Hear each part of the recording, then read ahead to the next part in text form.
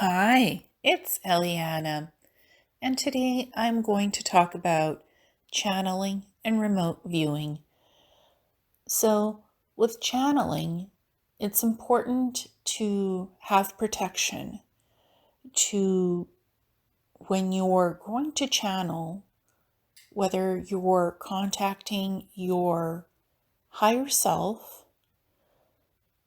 any positive beings,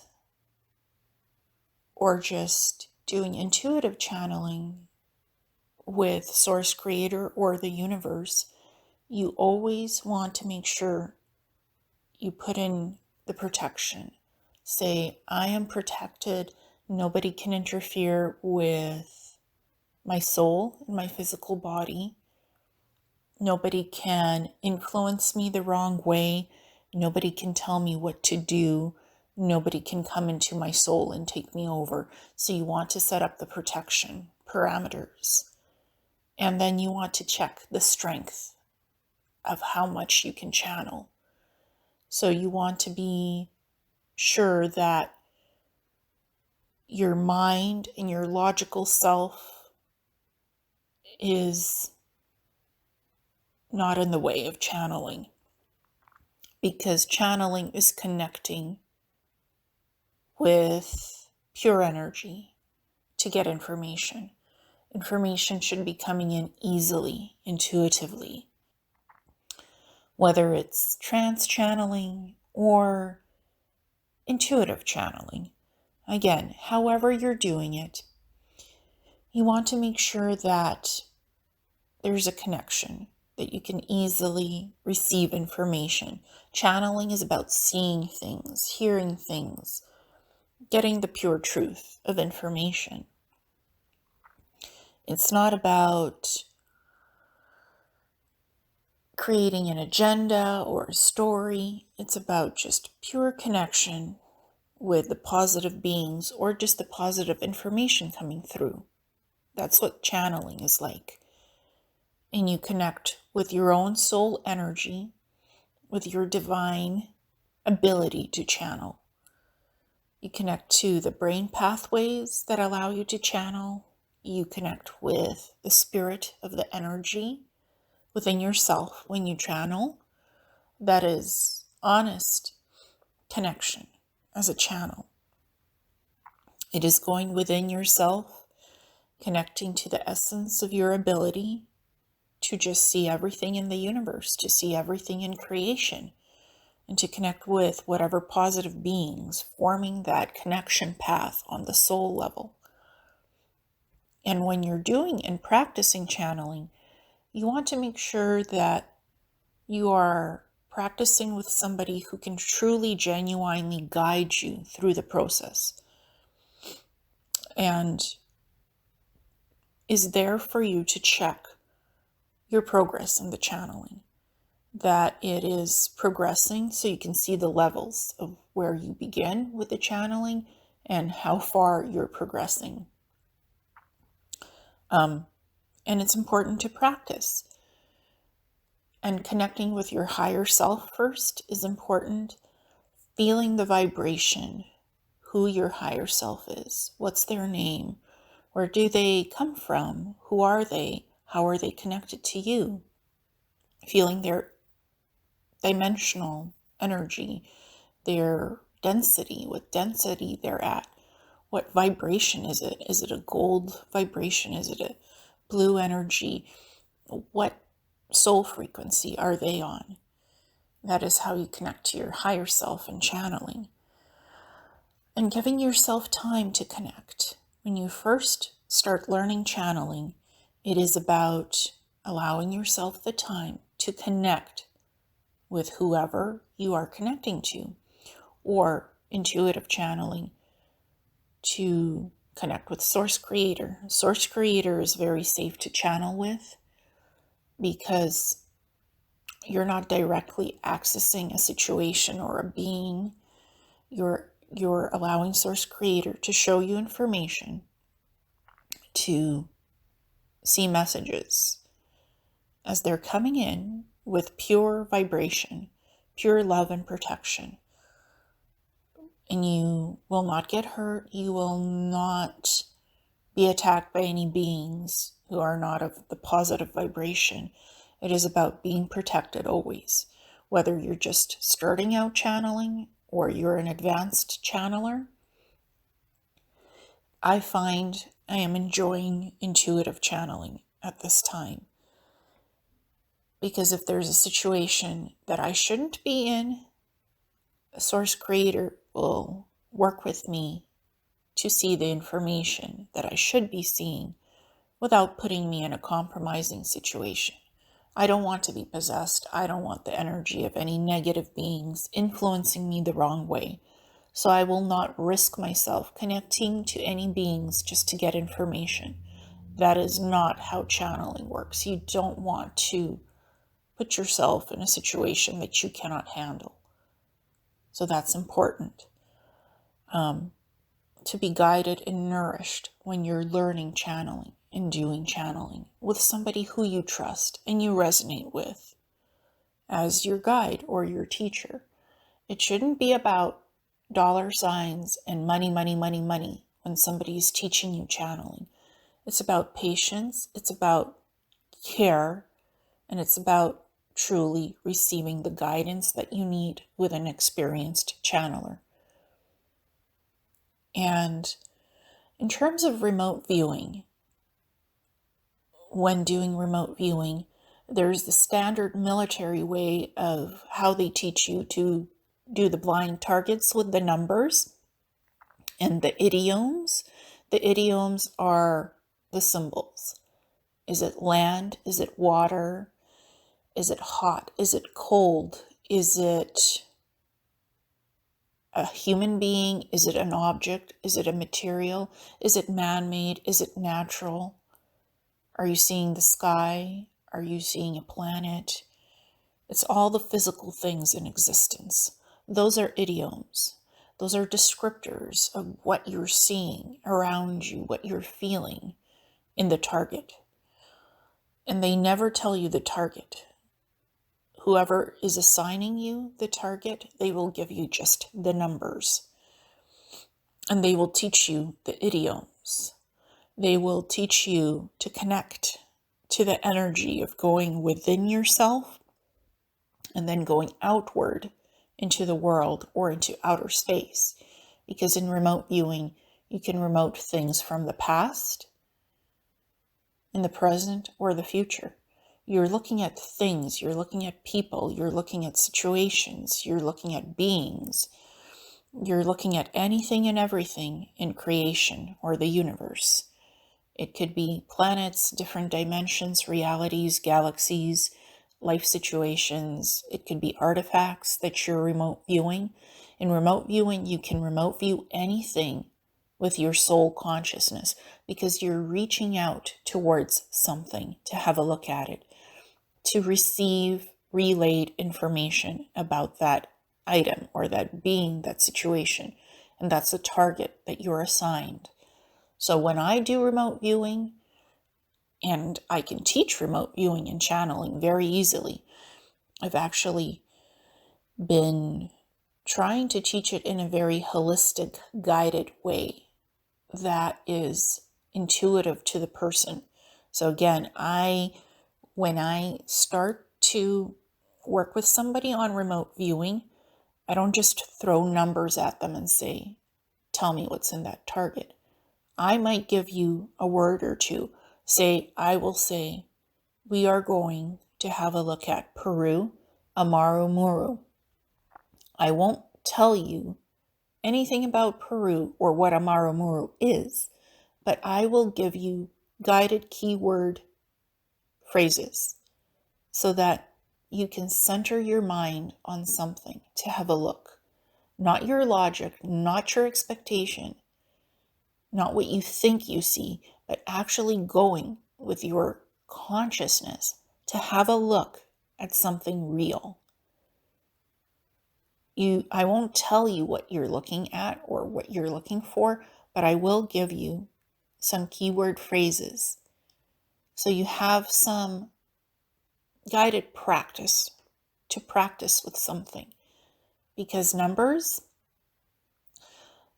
you might not connect with the target.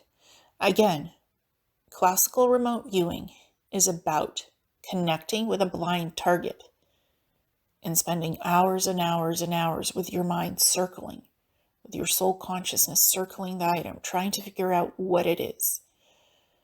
And that is traditional remote viewing. I will never teach it that way. I think that you need to learn with some information, with just keyword phrases on what you're supposed to at least connect to on a simple semblance of a base. Very easy. When you're in a session with me in remote viewing, you're not going to be using your cell phone. You're not going to be using your internet to look up anything that I shared with you in keyword phrases. If I said Peru, Amaru Muru, those are the two things we're going to work with for you to have a look at with consciousness. We're going to go in first to the one word to have a look what that is. What is that space? What is that place?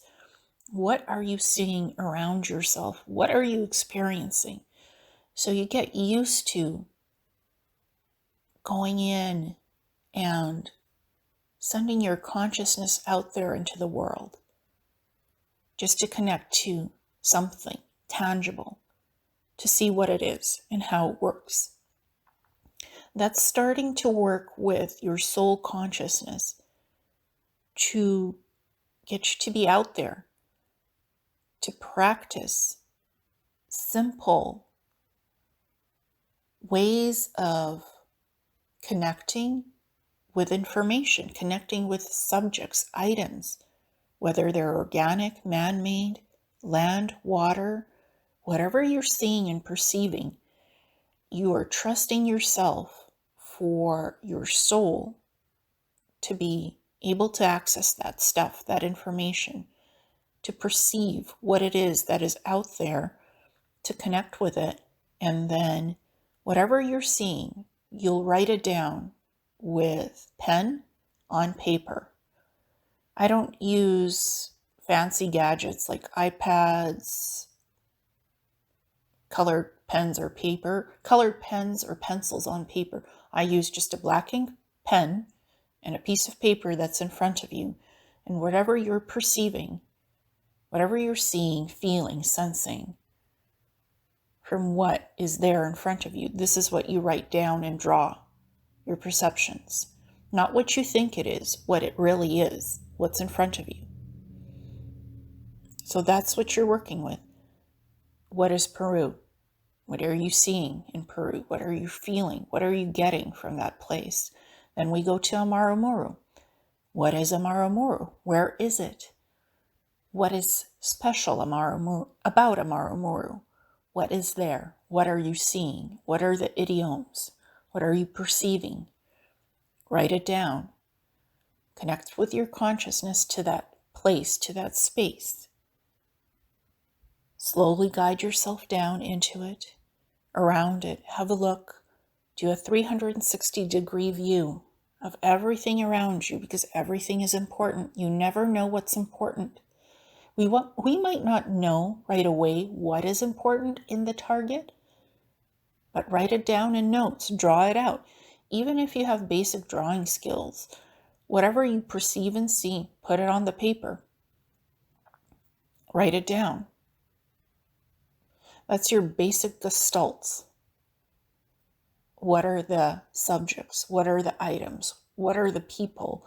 What are the artifacts? Whatever is there, write it down. Draw it out to your best ability and knowledge. I'm not asking you to be an advanced remote viewer right away. Just feel and see and perceive what you're receiving in the information. That is basic remote viewing. Connecting to something that is tangible, that provides evidence, that provides information for you and gives you back a response. That is how I teach remote viewing. And I teach it in a guided way that is not just throwing out numbers at you and expecting you to just blindly go and say, that's what it is. I teach it differently. I approach it from a psychic perspective as well, because I believe that psychic ability and clairvoyance, clairaudience, clairsentience, and the other clairs, they're connected to the way of teaching remote viewing. That's how it would be different with me and how I teach it, instead of just blindly throwing out numbers at you. Yes, you start learning remote viewing with the classic stuff of idioms, and that works.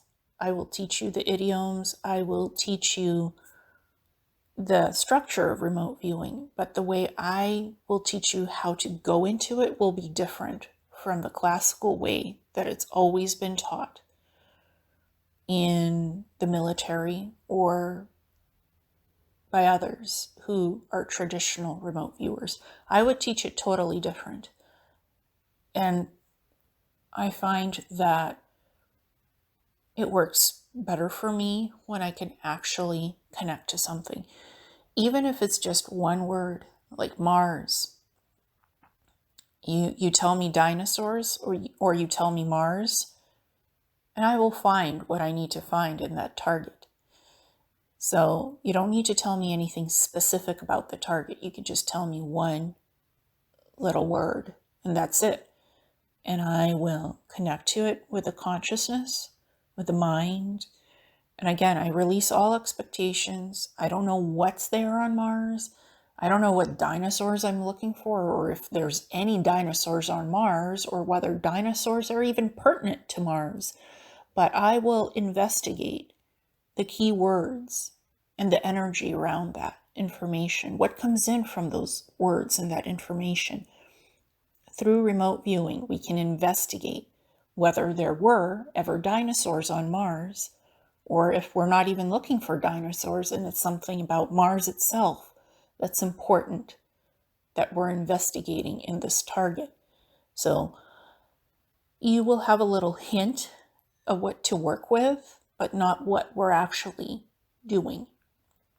But you have a little bit of a keyword helper for you to focus on and have a look at, and seeing what information you're getting back from those words, and if they're relevant to the target.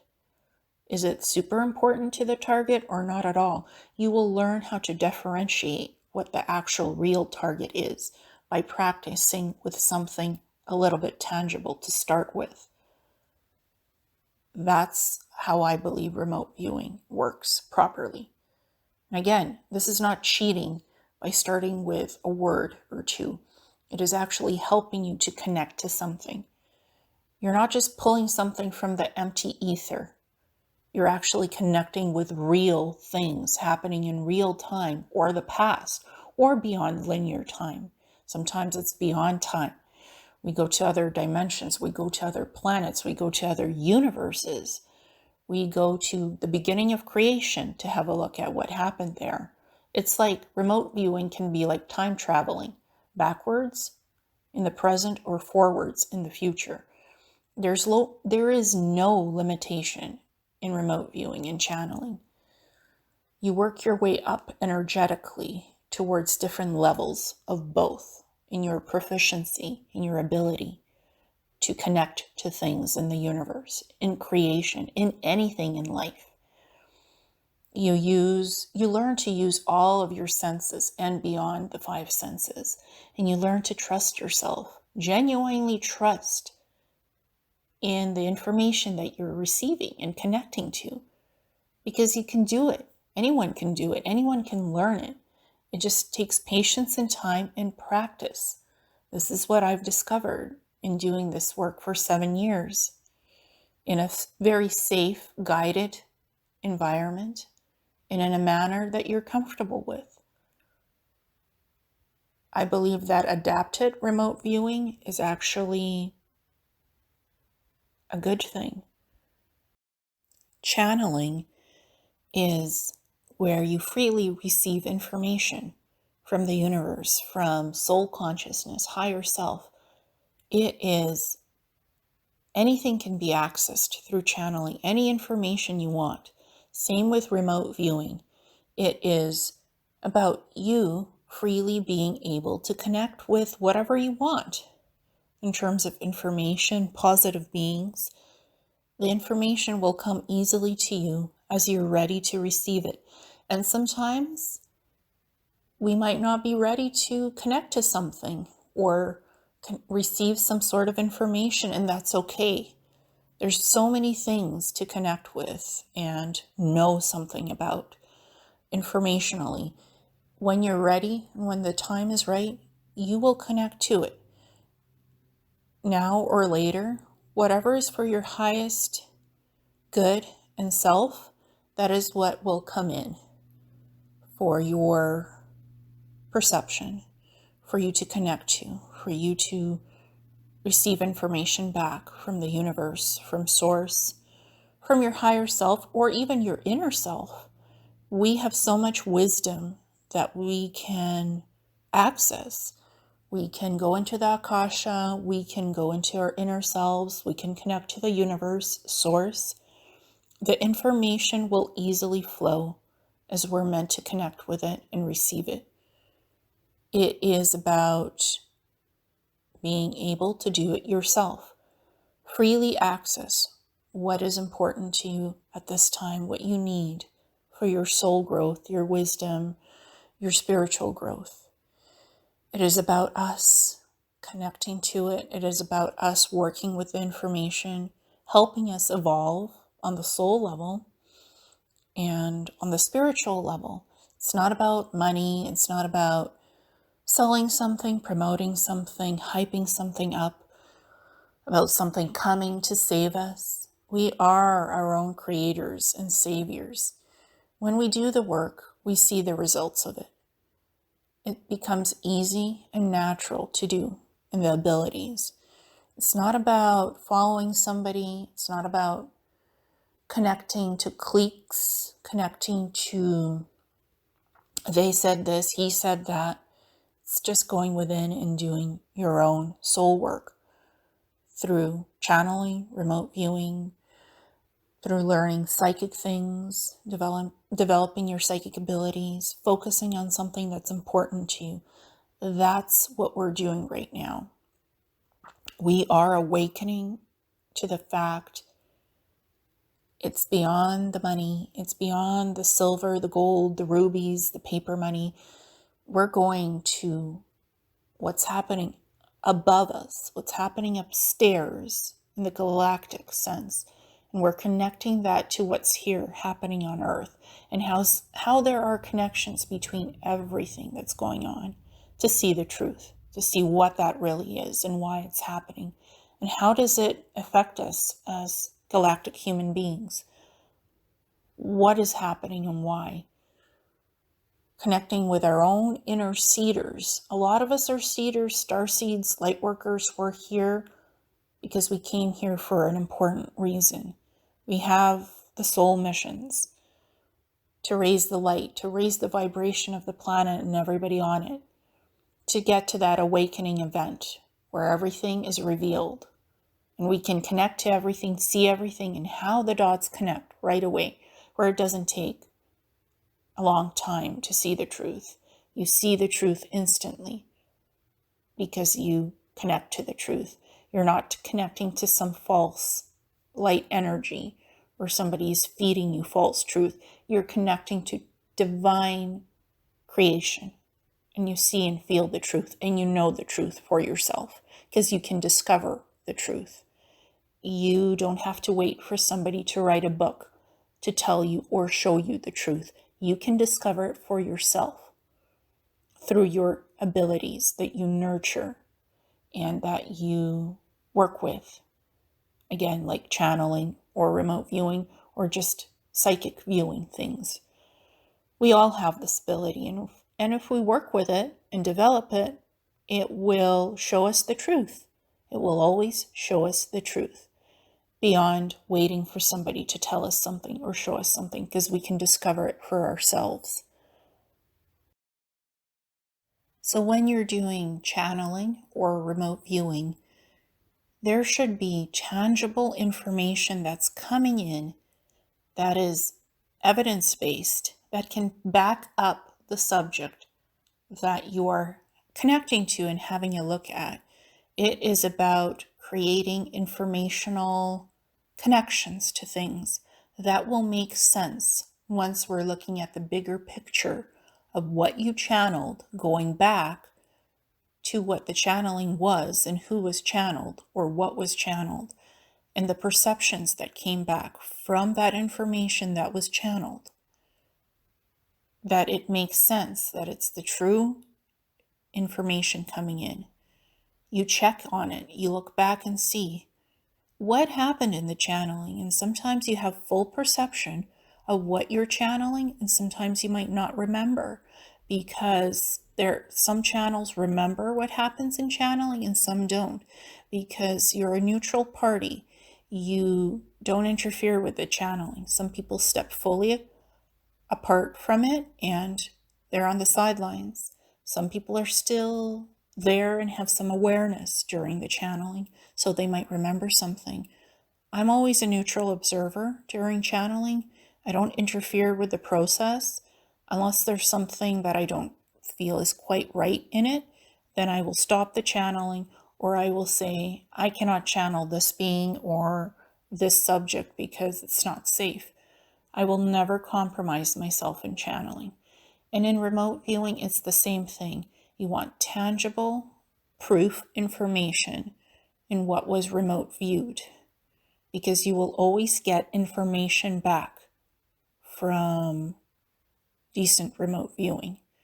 There will be evidence to back things up and connect the dots. So I've always had evidence from channeling and remote viewing that I found correlations to later or at the same time that actually back up what I've remote viewed. You want to be able to follow the evidence. The quality of the information will back itself up. And you'll have videos of your channelings and videos of your remote viewings and what you drew and wrote down with that black pen on that white piece of paper. So you'll get proof of the work that you did. Always record your channelings with video and audio, and record your remote viewing sessions with video and audio, what you're doing from start to finish, because you can go back into the sessions and have a look, not just what you wrote down on the piece of paper with the black ink pen, but how you were acting, what state you were in during the channeling and the remote viewing. And that will help to see for yourself from a neutral perspective how you're doing with that work. It can help you to assess yourself, where you are, what point in the work you are in, what level, and what you can work on to improve and get better at, or what's working so right and you're doing so well at. That's why I really believe these sessions should be recorded with video and audio, so you can see from that neutral perspective where you are and what you're doing and why. So you have an idea of the purpose, what you've accomplished, what you still want to work on for the future, and you can take notes on how you're progressing in the channeling ability and the remote viewing ability. Again, if you're working with somebody that's helping to guide you in learning channeling and remote viewing, always ask them to record the sessions. If they're honest, they'll always record the sessions in whatever way they're working for you. Even if it's in person, they're teaching you, ask them to record it. Or if it's online in Zoom or some other software, ask for everything to be recorded, because that is your evidence of what they're teaching you, what you're learning, how you're learning it, what is the teaching process. Those are private videos that are yours. Don't show it to anybody else. Don't post anything out there. That's your private teaching material, learning teaching material, for your use only, for your learning and teaching abilities. That's why it's recorded, so that you can observe it and process what you've learned and what you were taught. And if it's done right and your teachers are good, your abilities are going to be good as well, because you're working with your own inner energy. You're accessing things in the subconsciousness on the soul level and on physicality. They're both interconnected to what you connect from above to below, from upstairs, up there energetically, to here physically. We're manifesting things in these realities. And again, everything is important to be backed up by evidence. Those recordings are evidence, which you bring back in information from all those sessions, whether channeling or remote viewing. It is evidence that you've done the work. You've connected to the targets. You've connected to the beings or your higher self in the channeling. And you've brought back information from that work that you can draw, you can write about, that's there in the recordings, and you can double check to verify that information and what your targets were after the work has been done, to prove that what you did is tangible evidence of the work that was done, and to compare the targets, what you were looking at in the target and what's there in reality. That's very important in remote viewing and channeling. The evidence is there to back up the subjects and the information. It is always there. I'm a researcher, so I really look for evidence. I look for proof in any type of channeling that I do or remote viewing. I'm very neutral about the information that I receive through channeling or remote viewing. I will double check the sources because the information is always there. And I still write books about my findings in remote viewing and channeling. I do videos. I'm just backing up the information with evidence. That is why I am still doing those things, putting in the work, because I think it matters and that people deserve to know the truth. To see that truth from 360-degree angle of everything that's happening in it. Everything. I don't censor the truth that I share because I think people should know what's going on and why. From a research standpoint, from a psychic standpoint, remote viewing and channeling, all of it. We need to know what's going on in our realities. We deserve the truth and not something that is hyped up and over-exaggerated to sell something.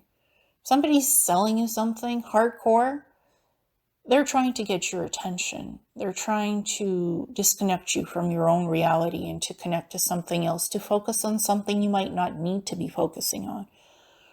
We're doing the work for ourselves to know the truth, to be able to access the truth ourselves, not somebody else doing it for us doing it, because we can. I think that channeling and remote viewing creates inspiration and it encourages creativity because you're working with your soul and your consciousness to connect to things, to bring back impressions and information that become part of your memories and experiences.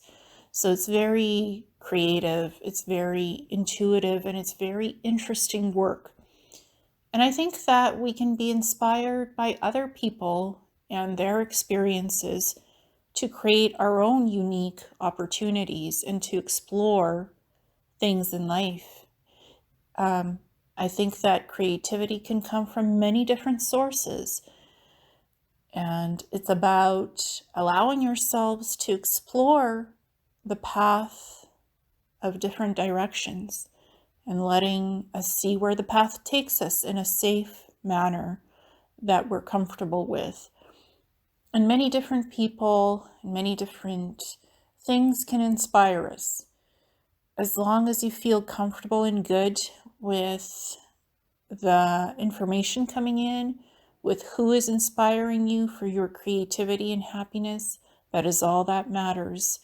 That you feel connected to something deep on a level that inspires your soul to its highest creativity, to its highest happiness, connecting with something on a deep level that brings true happiness and quality of inspiration. And that's how we create beautiful things in this world. It is by connecting to something that matters, that brings us something quality, that brings us truth, that brings us imagination. And imagination inspires the creativity and the inspiration for what we create and manifest in our world. It's such a beautiful thing to explore on deeper levels. And again, anything anyone or experiences can be inspirational. Everything is so interconnected in the universe and in creation.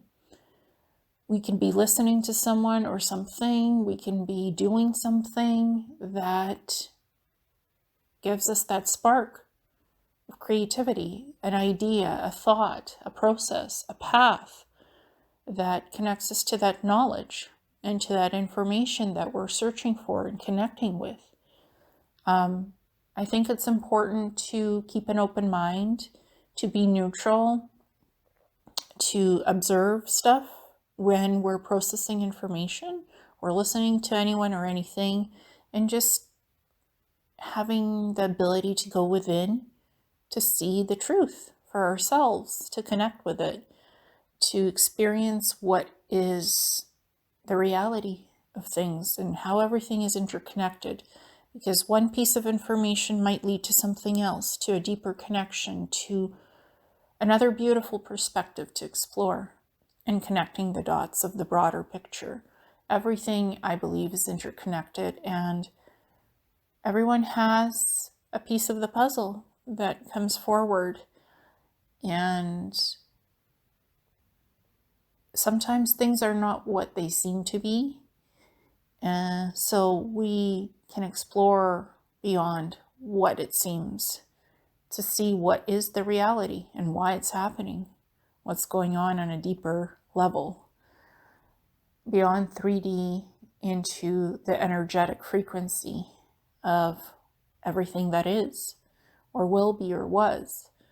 We can do that with channeling. We can do that with remote viewing. We can look at different subjects, artifacts, planets. You can even look at people, as long as you're remote viewing beings with respect and not violating their privacy and not impeding their free will choice and free will itself of different beings.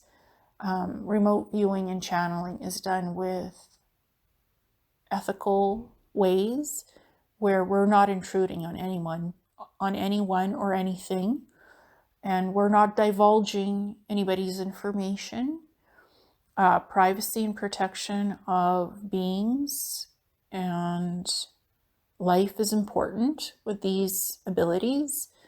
You can have a look at a situation or someone, as long as you're not breaking anybody's trust. That's important with remote viewing and channeling. You usually don't mention names. You don't divulge anything that can reveal information that shouldn't be. So it's done ethically and it's done morally.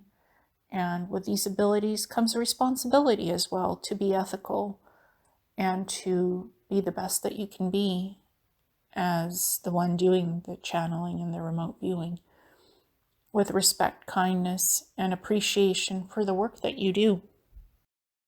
Thank you so much, and namaste.